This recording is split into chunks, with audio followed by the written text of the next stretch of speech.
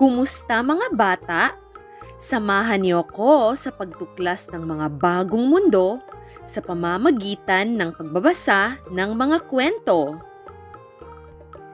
Ang pamagat ng kwentong babasahin natin ngayon ay Ang Dasal ni Helga Hunyango. Si Helga ay nasa unang baitang sa paaralan ng mga hayop sa kagubatan. Dahil isa siyang hunyango, madalas siyang tinutukso ng ibang hayop. Gaya-gaya ka ng kulay, Helga, tukso ni Kuneho. Wala kang sariling kulay, ang sabi ni Uwak. Ang hirap mo na makita sa dilim, tukso ni Tagak. Palaging nalulungkot si Helga. Wala siyang magawa kundi magdasal sa silid-aralan pagkatapos ng klase.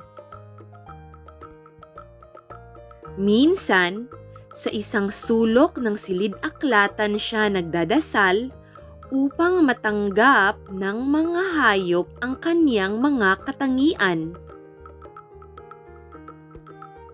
Isang araw, isang mga ngaso ang nagtangkang sunugin ang gubat.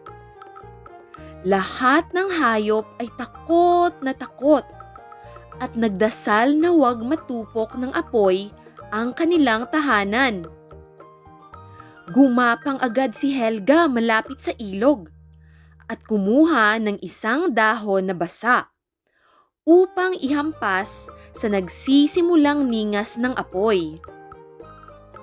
Hindi siya nakita ng mga ngaso sapagkat kakulay niya ang damuhan.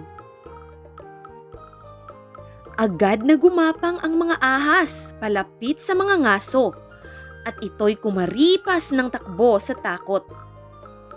Nang maapula ang apoy, agad na nagpasalamat ang mga hayop kay Helga. Isa kang bayani, Helga.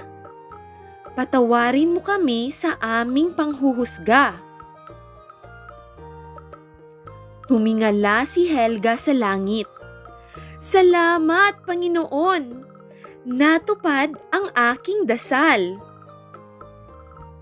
At yun ang kwento ng dasal ni Helga Hunyango.